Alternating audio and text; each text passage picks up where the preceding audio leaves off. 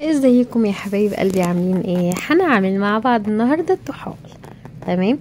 بصوا يا جماعه، لما تيجوا تجيبوا الطحال جيبوه وتاكدوا انه مش مقطوع، لان انا كان عندي 2 وكان في واحد مقطوع وواحد مش مقطوع. تمام. بصي، هو انت لو بتعرفي تشيلي القشره كده لقيتيها سهله معاكي وعرفتي تشيليها شيليه. لقيتي نفسك مش هتعرفي تشيليها وهتقطعيه، اسلقيه الاول وبعد كده شيليه. انا شلت نص وخليت النص التاني لما طلع. تمام. اهوت انا بحاول زي ما انتم شايفين، هي بتبقى جلده كده. بصي انت بتشيليها واحده واحده بتتسلك معاكي، بس بالراحه يا جماعه ما تتغبوش عليه. تمام. اهو زي ما انتم شايفين هنا اهوت انا بسلك. ولو وصلتي لحد هنا متنسيش تعملي لايك ومتابعه في القناه، وسيبوا لي تعليقاتكم وكومنتاتكم وتحبوا ان احنا نعمل اكل ايه تاني. اهوت انا بشيلت الجلده خالص اهو. تمام. احنا الاول بقى بنبتدي نجيب بقى حله فيها ميه سخنه جامد، بننزل فيها بالطحال. تمام. ادي واحد، وغالبا التاني مش هيبان وانا بحطه. انت اول غلوه ديت احنا بنقلب الميه اللي فيها، انت بتحطيه حوالي ربع ساعه او نص ساعه بالكتير قوي، وبعد كده بنروح قلبين الميه، لان الميه اصلا بتبقى بقى وحشه ونزلت الزفره اللي فيها وكل حاجه فيها بتبقى نزلت. تمام. اهوت انا هنا بصوا المفروض ان انا كنت منضفاه يعني نص تنظيفه، فاهمين؟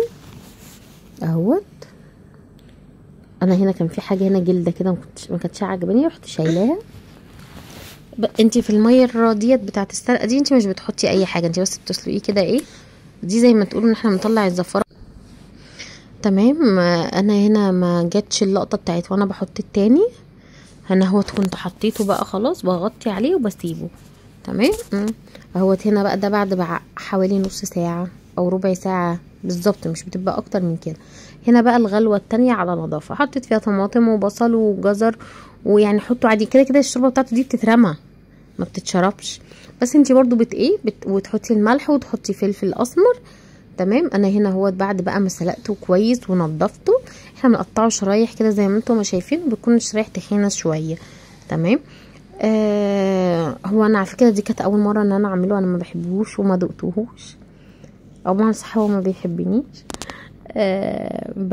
بس هو طلع سهل، يعني طلع الموضوع سهل. بس اهم حاجه يا جماعه تتاكدوا ان الطحال ما يكونش مخروم، لانه لو مخروم هيبهدلك الدنيا واصلا هيتصفى كله. تمام. او زي ما انتم شايفين انا هنا اهو بقطعه وهوريكم سمك الشريحه زي ما انتم ما شايفينه كده. وبتعرفي بقى منين انه استوى يا جماعه؟ يعني بتسيبيه ساعه، بعد الساعه بتبتدي تحطي بقى فيه سكينه كده، او يا اما تحطي ايدك عليه. لو ايدك دخلت حطيتي صباعك عليه ودخل لغايه جوه كده وما رجعش تاني مكانه، يبقى هو كده استوى. تمام. والسكينه دي عشان برضو تحطيها لو هو ما استواش لازم تبقي متاكده، يعني بعد ساعه مش قبل كده تحطي بقى فيه السكينه زي ما انا ما قلت لكم، عشان برضو ما تصفيش دمه. ولو هو برضو جاي بقى معاكي متقطع قوي قوي قوي قوي قوي، في انك تجيبي لو الجزار قطعهولك نصين، لان ساعات بيكون كبير قوي الجزار بيقطعه نصين. هتعملي ايه؟ تجيبي النص تغسليه كويس. تمام. وما تشيليش الجلده اللي عليه، بس تجيبي طاسه وتروحي حطاه مشوحاه من عند الحته اللي مقطوع فيها. تمام. ده بقى بيخليه ان هو ما يسربش بقى الدم اللي فيه وكده. وتكوني حطاه في كيس حراري وتحطي معاه البصل والفلفل والطماطم وتحطيه يا جماعه جوه الحله. تمام. بتكوني مطلعه بس جزء من الكيس كده من بره، بتحطيه بقى جوه الحله ساعه، بيكون بقى استوى بقى منه فيه. بس طبعا عمره ما هيطلع بالنظافه اللي احنا عاملينه ده، بس هو خلاص هو حل، لان الحاجات دي بتبقى غاليه. انت بقى بتيجي هنا بمعلقه سمنه بقى فلاحي عليها شويه زيت، وتبتدي بقى تنزلي بالطحال. تسيبيه بقى لغايه لما يتشمع لونه بيغمق شويه، وتكوني مطلعه حاطه عليه ملح وفلفل، وبألف هنا وشفا على قلبكم وعلى قلبنا. وهستنى تجاربكم يا جماعه. هي ان شاء الله بسيطه وسهله يعني. صلوا على النبي يا جماعه كتير. ربنا يصلح حالنا وحالكم يا رب، ويحسن ما بين ايدينا وما بين ايديكم.